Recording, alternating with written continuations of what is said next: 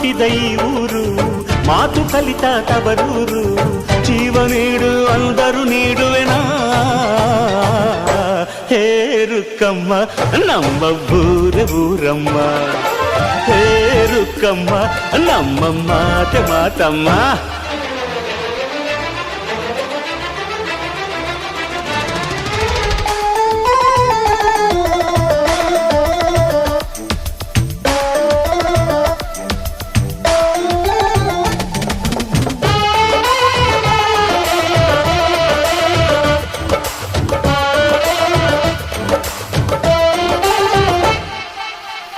ಇಲ್ಲಿರೋ ಸೌಭಾಗ್ಯ ಎಲ್ಲೂ ಇಲ್ಲ, ಈಶ್ವರಿ ತಾಯಿ ಇರೋ ಊರೇ ಇದು.